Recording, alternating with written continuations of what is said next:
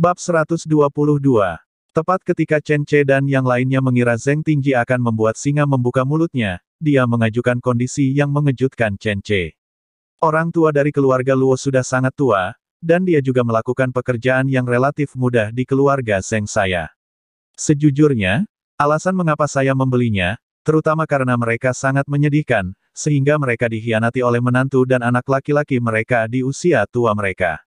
Sungguh menyedihkan. Zheng Tingji segera meminta seseorang untuk mengundang kedua orang tua itu keluar. Terlihat bahwa kedua orang tua itu hidup cukup baik di sini. Meskipun ada tambalan di pakaian mereka, tapi tidak banyak.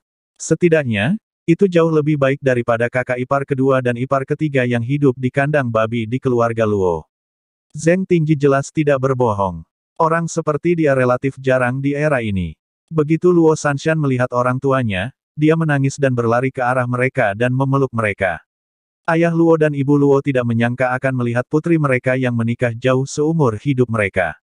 Benar sekali, bagi mereka, perjalanan lebih dari 30 km 70 mil dianggap sebagai pernikahan jarak jauh.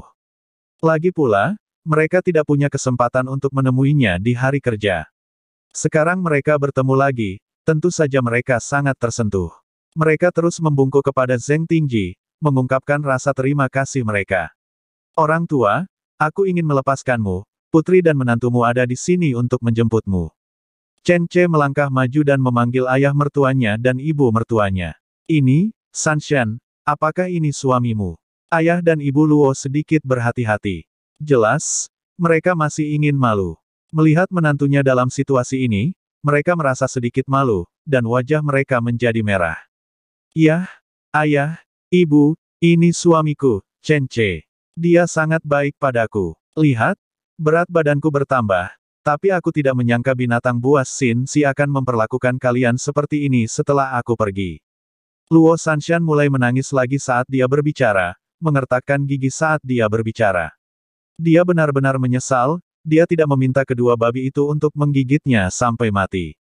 Zheng Tingji pada akhirnya adalah orang baik dan mengirim orang ke dalam, dan segera mengirim Luo Qingqing keluar. Luo Qingqing dikirim ke sini untuk melakukan kerja keras oleh Xin Si, tetapi Zheng Tingji jelas tidak berani membiarkan gadis muda dan lembut seperti itu melakukan pekerjaan yang terlalu berat, jadi sepertinya dia dalam kondisi yang cukup baik. Ayah Luo dan ibu Luo terlihat seperti orang biasa, mungkin dibentuk seperti ini oleh kehidupan, tetapi kedua putri yang mereka lahirkan lebih cantik dari yang lain. Luo Qingqing bahkan 2 atau 3 cm lebih tinggi dari Luo Sanshan. Dia terlihat sangat mirip dengan Luo Sanshan. Dia sangat pemalu. Belum lagi menyapa Chen Ce, dia bahkan tidak mengenal Luo Sanshan, saudara perempuannya yang telah lama hilang. Setelah dengan takut-takut memanggil saudara perempuannya dengan suara rendah, dia menundukkan kepalanya dengan mata merah. Chen Ce memandang keluarga itu dan menghela nafas lega. Dia memeluk Zheng Tingji dan berkata, "Saudara Zheng, terima kasih karena telah berbaik hati kepada mertua saya. Saya ingin tahu kondisi apa yang Anda inginkan dari saya." Zheng Tingji tersenyum dan berkata, "Saya dengar Anda sedang memanen kepompong ulat sutera di sana, bukan?" "Sejujurnya, saudaraku, kebetulan saya memiliki setengah gunung pohon murbe di sini. Awalnya saya berencana untuk menebangnya dan menanam tanaman lain di akhir tahun, tapi pohon ini sangat susah dimusnahkan. Sudah dibersihkan, mereka ditebang tahun lalu, dan mereka semua tumbuh lagi tahun ini." Maksud Zheng Tingji sederhana saja, karena pohon murbe sulit dibasmi, dia ingin beternak ulat sutera. Chen Ce menghela nafas lega, ternyata begini. Tampaknya Zheng Tingji hanya ingin mencari jalur karir, dan Chen Ce masih ragu-ragu tentang hal-hal lain. Tetapi, hal win-win solution seperti ini secara alami dapat dilakukan. Pada saat itu, Chen Ce memberikan jaminan kepada Zheng Tingji, mengizinkannya beternak ulat sutera sesuai keinginannya. Dia akan memberinya benih ulat sutera dan kemudian mendaur ulang semua kepompong dengan harga setidaknya 8 sen per pon. Hanya perlu diangkut. Jarak 30 km tidaklah pendek, tetapi juga tidak lama. Paling banyak 10 kg dapat menambah biaya 1 sen. Keluarga Zheng Tingji memiliki banyak gerbong dan bagal, dia akan menggunakan hewannya sendiri untuk mengangkutnya, menghemat biaya. Tidak apa-apa, tapi saya tidak tahu apakah kepompong ini menguntungkan. Zheng Tingji jelas orang awam dalam hal ini. Chen Ce segera menyelesaikan masalah untuknya. Satu kepompong biasanya memiliki berat sekitar 80 kilogram. Jika dihitung 8 sen per kilogram, satu kepompong berharga setidaknya 600 atau 500. Anda memiliki setengah gunung, hampir 200 hektar daun murbei, dan cukup banyak orang di bawah komando Anda. Lalu Anda bisa membesarkan satu kepompong. 150 hingga 200 bukanlah masalah besar. Jika Anda membesarkan satu musim, hasilnya akan menjadi sekitar 120 tael. 400 tael perak bukanlah jumlah uang yang kecil bahkan untuk tuan tanah seperti Zheng Tingji. Poin kuncinya adalah uang ini diperoleh di gunung yang tandus. Selain itu, jumlah makanan yang ditanam di ladang subur pun tidak akan menghasilkan banyak. Zheng Tingji dengan senang hati membuat keputusan dengan Chen Ce saat itu dan berencana untuk tinggal bersama Chen Ce untuk makan malam, tetapi Chen Ce menolak. Bukannya tidak mau, tapi masih banyak hal yang terjadi di rumah. Saat itu, Chen Ce dan Zheng Tingji menulis sebuah dokumen sederhana yang menjelaskan dengan jelas hal-hal yang berkaitan dengan pengiriman benih ulat sutera dan daur ulang kepompong. Dokumen tersebut digandakan dan ditandatangani oleh keduanya. Zheng Tingji menjadi lebih bahagia. Dia menghabiskan kurang dari 10 tael perak untuk membeli 2 orang tua dan 1 wanita dari keluarga Luo, tapi sekarang dia bisa mendapatkan ratusan tael dari mereka setahun. Ayah dan ibu Luo diundang ke dalam gerbong. Luo Sanshan dan Luo Qingqing semuanya masuk ke dalam gerbong. Chen Ce tidak masuk, meninggalkan waktu bagi keluarga mereka untuk mencerna situasi saat ini. Matahari perlahan muncul. Di bawah terik matahari di siang hari, Chen Ce dan rombongan kembali ke rumah Luo. Ayah Luo dan ibu Luo, yang bahkan tidak menangis saat melihat Luo Sanshan, langsung menangis saat melihat harimau besar dan harimau kecil.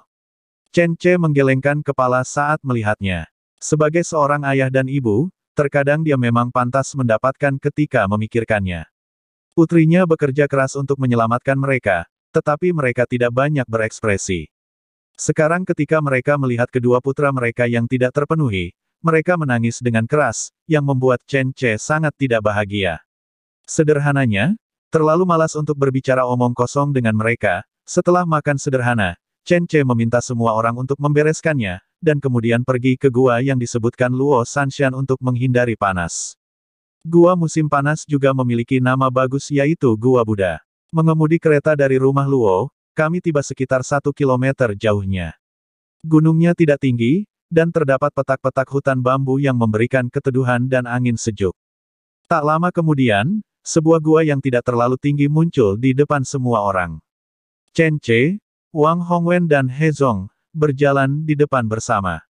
Melihat gua ini, yang tingginya sekitar 2 orang, tidak terlalu lebar, tetapi dengan semburan udara sejuk yang bertiup dari dalam, Wang Hongwen menjadi puitis, dan dia mengarang puisi sendirian. Ya, tulisannya sangat biasa-biasa saja, tetapi Chen Ce tetap memuji puisi itu dan memujinya sebagai puisi yang langka di langit dan tak tertandingi di bumi. Wang Hongwen tentu saja akan mencemooh pujian orang lain, tetapi pujian Chen Ce berbeda. Pria ini sangat berbakat dalam menulis tentang dunia anggur, dan Wang Hongwen merasa sangat bangga dengan wajahnya setelah dipuji olehnya. Pintu masuk gua tidak besar, tetapi setelah berjalan beberapa puluh langkah ke dalam gua, bagian dalamnya tiba-tiba terbuka, dan sebuah lubang besar dengan diameter beberapa ratus meter muncul, dan ada cahaya di puncak tengah danau. Retakan teratur mencapai puncak gunung, dan cahaya bersinar dari dalam, menerangi gua dengan sangat terang. Ada ikan di danau, dan banyak orang yang menikmati keteduhan di tepi danau, bahkan ada yang mendirikan tenda untuk tinggal di dalamnya. Di sudut barat laut gua, patung Buddha setinggi 10 meter yang terhubung dengan gunung terletak dengan tenang di sana. Pantas saja tempat ini disebut Gua Buddha. Ternyata benar ada patung Buddha di sini. Chen Ce terkesima. Mampu membangun patung Buddha yang tingginya lebih dari 10 meter pasti sangat cocok dengan kondisi geografisnya, tetapi juga harus sangat memuaskan bagi orang yang membangun dan melihatnya. Ini sudah ada bertahun-tahun yang lalu. Aku tidak tahu siapa yang membuatnya. Lagi pula, itu dibuat sebelum desa ini dibangun. Bagaimana? Keren sekali bukan? Luo Sanshan bertanya sambil mengedipkan matanya. Yah, itu sangat keren. Terdapat lubang-lubang dengan ukuran berbeda-beda di sekeliling Gua Buddha yang menghubungkan sekitarnya. Banyak angin pegunungan yang bertiup, sehingga terasa sejuk dan menyegarkan.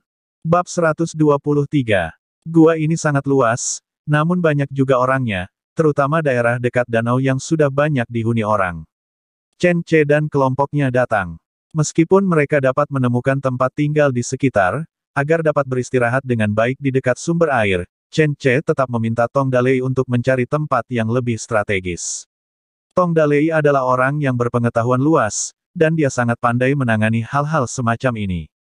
Setelah beberapa saat, dia menyelesaikannya. Sebuah tempat yang nyaman didapati yang sebelumnya ditempati sebuah keluarga, namun keluarga tersebut menyerahkan tempat mereka dengan sangat sopan. Chen Ce melihat bahwa Tong Dalei memberi keluarga itu 1 tael perak. Benar saja, jika Anda punya uang, Anda bisa berkeliling dan mendapatkan posisi yang bagus. Itu masih sepadan, dan orang-orang senang dengan itu. Lagi pula, 1 tael perak cukup bagi banyak keluarga untuk mendapatkan penghasilan 1 atau 2 bulan. Setelah mendirikan beberapa tenda, Chen Ce dan kelompoknya tinggal di sini dengan nyaman. Sangat sejuk, suhu 21 atau 22 derajat setidaknya setengah lebih rendah dari suhu di luar 40 derajat. Beberapa anggota keluarga Luo Sanshan tampak sedikit ketakutan. Mereka berkerumun, berbicara dengan tenang, dan memandang Chen Ce dari waktu ke waktu. Mereka semua sangat ingin tahu tentang Chen Ce, tetapi mereka tidak berani datang dan bertanya. Kadang-kadang, mata mereka mengikuti Chen Ce, ketika pandangan mereka bertemu, mereka akan segera menjauh. Malam itu, Chen Ce dan kelompoknya tinggal di dalam gua. Awalnya Chen Ce mengira Xin Si akan segera datang ke rumah bersama seseorang, tetapi baru keesokan paginya, Luo Xiaohua diam-diam berlari ke arah Chen Ce dan memberitahu bahwa ibunya kembali bersama banyak orang. Luo Xiaohua adalah keponakan Luo Sanshan, dia baru berusia 5 tahun, dia sangat kurus. Tadi malam, Chen Ce berhasil menyuapnya dengan kaki ayam dan membiarkan dia menjadi intelnya sendiri bersama kakaknya. Ini adalah metode yang dilakukannya di desa Chenjia. Menggunakan anak-anak sebagai agen intelijen tidak hanya berbiaya rendah, tetapi juga sangat efisien. Oleh karena itu, Chen Ce segera mengetahui bahwa Xin Si membawa orang kembali ke desa untuk menimbulkan masalah. Tanpa rasa panik, Chen Ce menunggu beberapa saat sebelum memanggil seseorang keluar dari gua. Pada saat ini, Xin Si telah kembali ke keluarga Luo dengan sekelompok besar orang. Ketika dia kembali, dia melihat sekantong besar mie enak keluarga Luo yang hanya bisa dia makan telah dimakan, dan bahkan ada beberapa sisa makanan nasi sayur di dalam panci. Saat itu Xin Si sangat marah hingga dia melompat-lompat. Para pembunuh ini benar-benar berani datang ke rumahku dan memakan mie enakku. Dasar bajingan, mereka kura-kura, bukan manusia. Ayah, saudara-saudara, kalian harus membantuku membuat keputusan. Perilaku Xin Si tidak berguna bagi Chen Ce dan yang lainnya, tetapi masih berdampak kuat pada keluarga Xin. Meskipun Sinba sudah sedikit lebih tua, dia masih terlihat sangat kuat. Dia selalu menyayangi putri satu-satunya ini. Sekarang melihat putrinya diintimidasi, alis Sinba berdiri karena marah. Ketika mendengar putrinya dipukuli kemarin, jika putranya tidak menghentikannya dan mengumpulkan informasi tentang Chen Ce terlebih dahulu, Sinba akan membawa anak buahnya untuk membunuh Chen Ce kemarin. Setelah pengumpulan intelijen hari ini, Sinba dan yang lainnya mengetahui latar belakang umum Chen Ce. Seorang pemburu, penduduk asli desa Chenjia, mendapat manfaat dari perburuan harimau. Keluarga Xin sangat marah saat itu.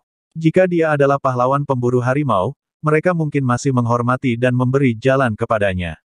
Seorang penduduk desa biasa di desa Chenjia, seorang pemburu biasa, hanya karena dia mendapat manfaat saat berburu harimau, dia berani melawan Xin Si seperti ini. Itu sama saja melawan dia. Setelah mengetahui identitas Chen Ce, putra-putra Sinba bahkan lebih bersemangat daripada dirinya sendiri. Mereka bergegas keluar sambil mengaum dan melompat untuk memotong-motong Chen Ce, terutama putra keduanya Xin Souyi. Sebagai seorang sarjana, Xin Souyi sangat terkenal di desa Sibali. Seluruh keluarga Xin menjadi semakin terkenal karena dia membuka sekolah swasta dengan reputasinya sebagai seorang sarjana dan memiliki banyak murid, sehingga dia merasa sangat populer, bahwa dia adalah ular lokal di 10 mil dan 8 desa, dan dia masih memandang rendah seorang penduduk desa di desa Chenjia. Setelah malam kerja keras keluarga Xin, mereka memanggil teman-teman mereka dan memamerkan kemampuan khususnya. Mereka membawa banyak orang, kebanyakan dari mereka adalah gangster, sekitar 40 atau 50 orang tiba di desa Sibali. Begitu memasuki desa, Kelompok tersebut mulai mengumpat dan berteriak dengan sangat keras sehingga penduduk desa sangat ketakutan. Mereka bersembunyi di dalam rumah dan tidak berani keluar. Hei, aku sudah mengatakan sebelumnya kepada pemuda dari desa Chenjia untuk segera pergi. Dia tidak mempercayainya. Tidak, orang-orang dari keluarga Sin telah datang menemuinya, ini sungguh malapetaka. Bagaimana orang luar bisa melawan ular lokal keluarga Sin? Mengapa tidak ada yang berani macam-macam dengan Sin Si? Itu hanya karena keluarga Sin ada di belakangnya. Sudah berakhir, pemuda desa Chenjia bertekad untuk mati. Bahkan jika dia abadi, dia masih harus melepaskan selapis kulitnya. Tampaknya dia cukup kaya. Keluarga Sin pasti akan memanfaatkannya. Hei, dia pantas mendapatkannya. Siapa yang meminta mereka begitu sombong? Mereka bahkan membagikan permen saat memasuki desa. Dia pikir dia ini siapa? Penduduk desa baik hati dan mengkhawatirkan Chen Che dan kelompoknya. Beberapa orang menyalahkan kemalangan mereka, berpikir bahwa Chen Che dan yang lainnya harus disalahkan atas hal ini, dan mereka pantas mendapatkannya. Sifat manusia dapat dilihat sekilas pada saat-saat seperti ini, tetapi Chen Che tentu saja tidak mengetahui semua ini. Dia menunggu Xin Si membawa orang-orang dan melihat ke dalam dan keluar rumah Luo, sebelum perlahan-lahan membawa orang-orangnya keluar dari Gua Buddha. Meskipun Chen Che hanya membawa Chen Xiaobing dan beberapa orang bersamanya, mereka semua pernah melihat dunia besar dan pernah membunuh harimau sebelumnya. Apakah mereka masih peduli dengan bajingan seperti itu? Bajingan. Mereka sudah pernah membunuh bajingan sebelumnya. Selain itu, Chen Che bukannya tidak siap. Selain bersiap dalam hal senjata dan peralatan, dia juga siap untuk berdiri di atas landasan moral yang tinggi dan landasan hukum Dazu untuk menjatuhkan sanksi ekstrim pada keluarga Sin. Ketika Chen Che dan orang-orangnya muncul di keluarga Luo dengan garang dan ganas, orang-orang yang dibawa oleh keluarga Sin sudah banyak berkeringat karena panas. Dalam cuaca 40 derajat, terjadi banyak kekacauan di dalam dan di luar rumah. Saudara-saudara Sin Si juga memimpin orang-orang untuk memukuli dua babi gemuk besar yang telah menindas saudara perempuan mereka, memukuli babi-babi itu sampai berwarna biru dan ungu. Ringkikan babi yang keras terdengar di seluruh desa, membuat orang mengira mereka datang untuk membunuh babi. Datang, ayah, kakak laki-laki tertua, kakak laki-laki kedua, mereka datang. Xin Si melihat Chen Che dan yang lainnya dengan mata tajam, dan segera menunjuk ke arah Chen Che dan yang lainnya dengan sangat marah dan berteriak keras. Dengan wajah angkuh, orang-orang dari keluarga Sin segera berkumpul. Sekelompok besar orang gelap segera mengisi momentum mereka. Di sisi Chen Che dikelilingi oleh Qiyu Yaoer dan Luo Sanshan di kiri dan kanan. Di belakangnya ada Tong Dalei dan Chen Xiaobing, yang kuat dan memiliki sisa energi yang cukup, Dahu yang pemalu, yang semuanya memiliki kontras yang sangat tajam dengan kelompok keluarga Sin. Namun, meski hanya ada sedikit orang, semua orang di sisi Chen Che memiliki senyum percaya diri, dan mereka sama sekali tidak menganggap serius gangster ini. Sin Ba, yang berusia lebih dari setengah abad namun masih kuat, meraung dari kejauhan, apakah kamu bajingan bernama Chen Che itu? Kamulah yang memimpin orang lain untuk menindas putriku. Sialan, kenapa kamu tidak berlutut dan meminta maaf hari ini? Jika kamu mengakui kesalahanmu dan meminta maaf kepada putriku, aku tidak akan memotongmu hidup-hidup. Sin Ba memiliki temperamen yang sangat buruk, dan masing-masing putranya memiliki temperamen yang lebih buruk daripada yang sebelumnya. Putranya, Sin Souren, mengambil alih dan berkata dengan suara dingin, kalian bajingan kecil dari Chen Jiachun benar-benar berani menjadi liar di desa Sibali. Saya pikir kalian semua mencari kematian, bukan? Sekarang, bahkan jika kalian berlutut dan mengakui kesalahan, aku juga tidak akan membiarkan kalian pergi. Kakak tertua kedua, Sin Souyi, melambaikan kipas kertas dan menyeka keringat di dahinya dengan syal sutra, tidak perlu bicara omong kosong dengan mereka, langsung saja ikat semua pria dulu, dan tangkap wanita juga. Saya harus bertindak pantas hari ini. Nikmati wanita mereka di depan mereka. Di bawah dorongan itu, kerumunan orang sudah bersemangat untuk mencobanya. Beberapa gangster mulai ngiler ketika mereka melihat Luo Sanshan dan Qiyu Yaoer yang cantik, dan bahkan mengucapkan kata-kata yang sangat tidak senonoh. Sialan, aku tidak akan menunggu lebih lama lagi, siapapun yang duluan mengambilnya, maka itu menjadi miliknya. Pada saat ini, seorang pemimpin nakal tertawa dan bergegas maju. Dia hampir mengabaikan Chen Che dan langsung menerkam Qiyu Yaoer cantik di samping Chen Che. Tepat sebelum dia mendekat dengan cepat, Chen Che sudah mengangkat panah tangan dan menembakkan panah ke perutnya. Bab 124. Ah! Pemimpin gangster menjerit dan jatuh ke tanah. Anak panah itu mengenai strip lebah miliknya, dan darah mengalir deras. Tong Dalei maju 2 langkah, lalu berbicara dengan suara dingin, orang ini mencoba menyerang Tuan Chen Che, Serif Kota Xinyu. Berdasarkan hukum Dasu, menyerang Serif adalah kejahatan berat. Menurut hukum, dia akan segera dieksekusi sebagai peringatan kepada orang lain. Setelah mengatakan itu, Tong Dalei juga mengangkat panahnya dan menembakkan anak panah. Anak panah ini diarahkan ke tenggorokan pemimpin nakal itu. Tidak mungkin panah itu meleset dalam jarak sedekat ini. Ci, sebuah anak panah menutup tenggorokannya, dan jeritan pria itu tiba-tiba berhenti.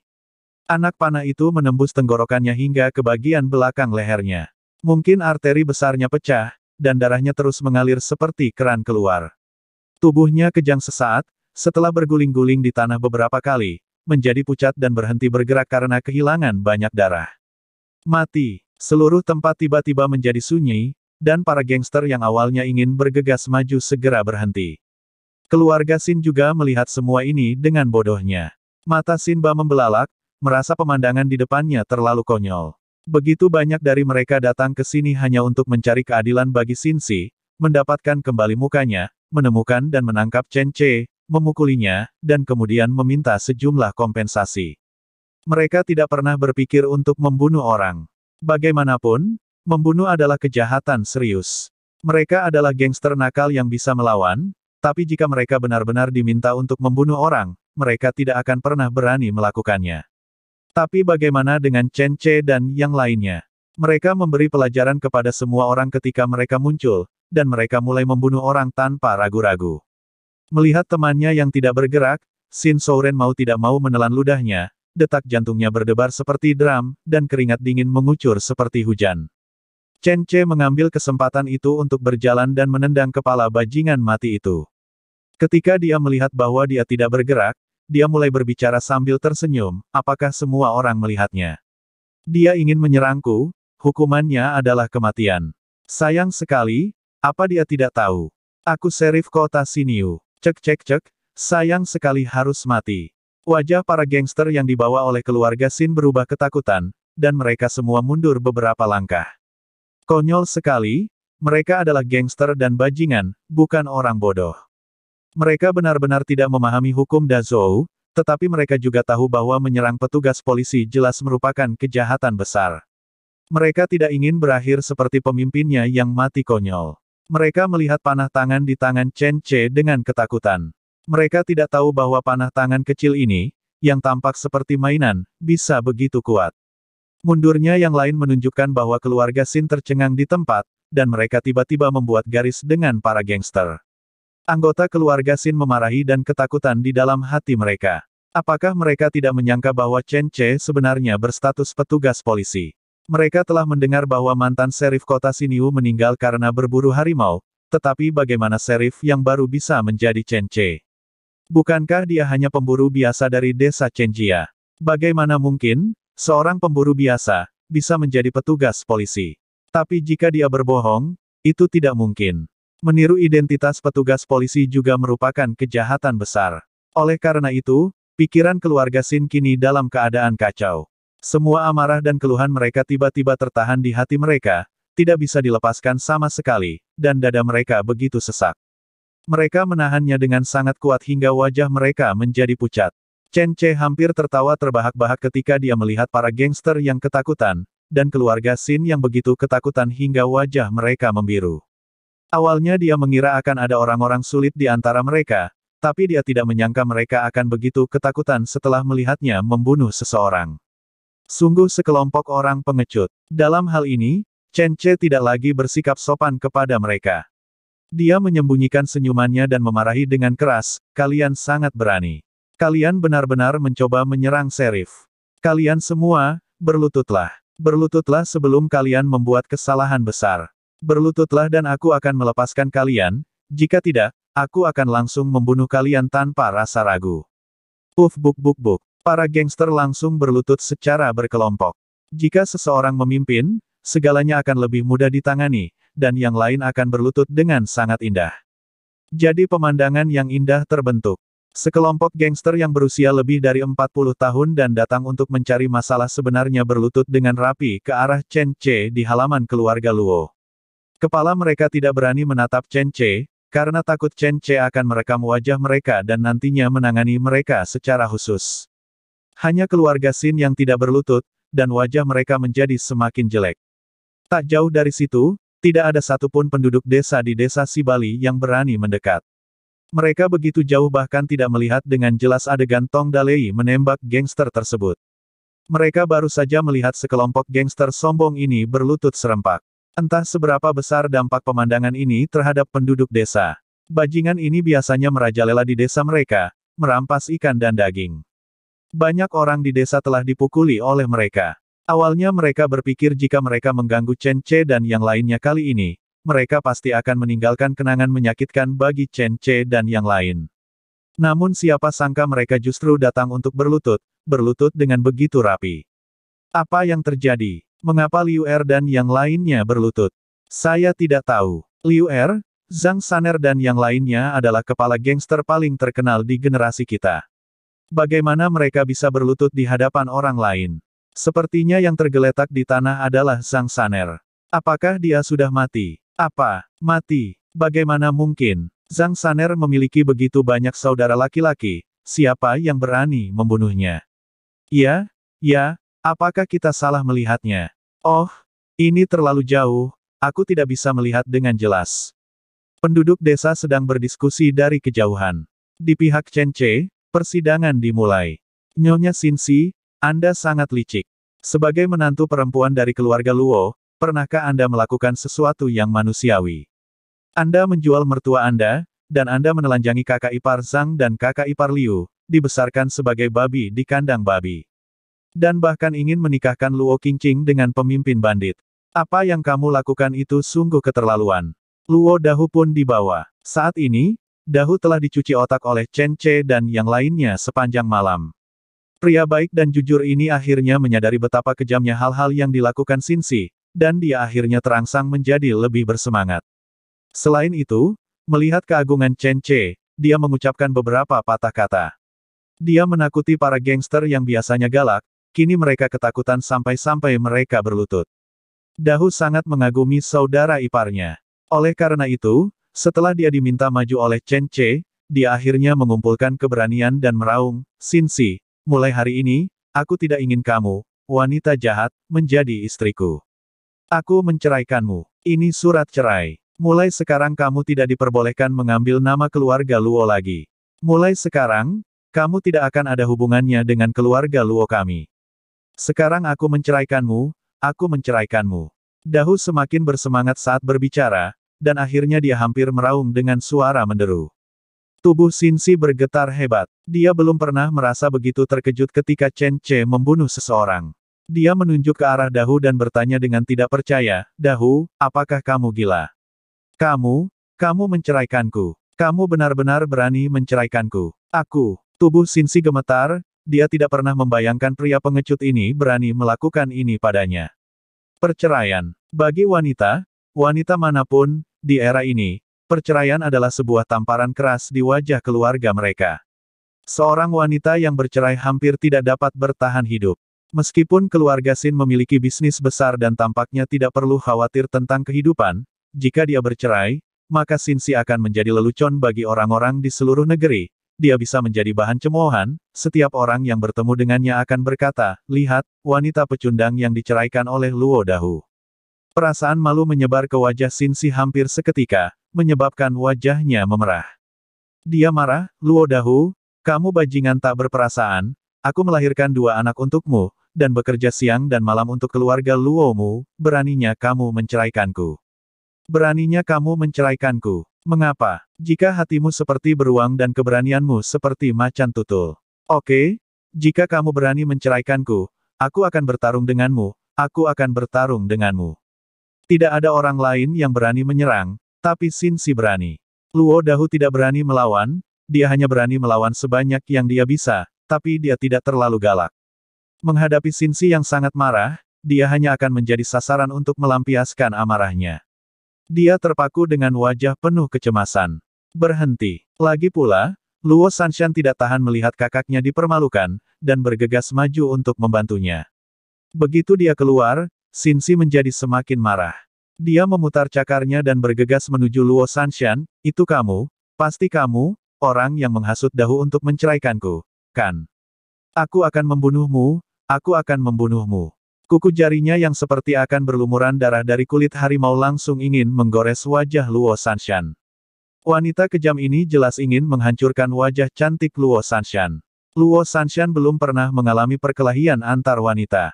Ketika dia melihat Xinzi berlari ke depan dengan begitu ganas, dia langsung panik dan tidak tahu harus berbuat apa. Tepat ketika dia akan dirobohkan oleh Xinzi dan wajahnya rusak, Qiyu Yaoer tiba tepat waktu untuk menghadangnya. Qiyu Yaoer langsung menendang perut Xinzi. Xinzi ditendang ke tanah, dan rasa sakit yang hebat menimpanya, membuatnya muntah-muntah. Qiyu Yaoer mengambil kapak dan bergegas ke depan untuk menendang Xinzi membentuk lingkaran. "Binatang, kamu tidak pantas menjadi manusia, tapi kamu masih ingin merusak penampilan Saudari Sanshan. Pergilah ke neraka, Saudari Sanshan, datang dan tendang dia, dia mencoba menghancurkanmu." Qiyu Yaoer sangat marah. Saudari Sanshan adalah biji mata suaminya dan saudara perempuan terbaik Qiyu Yaoer. Wanita jalang ini sebenarnya ingin merusak penampilannya. Qiyu Yaoer menjadi sangat marah ketika memikirkan hal ini, dan mulai menendang dan memukuli Xinzi dengan keras. Luo Sanshan juga bereaksi, merespons, bergegas dan mengikuti Qiyu Yaoer, mengelilingi dan menendang Xinzi, membuat Xinzi berteriak dan menjerit. Anggota keluarga Xin yang lain menyaksikan pertarungan antara ketiga wanita itu, dan untuk sesaat, mereka tidak bereaksi. Bersambung ke bab selanjutnya.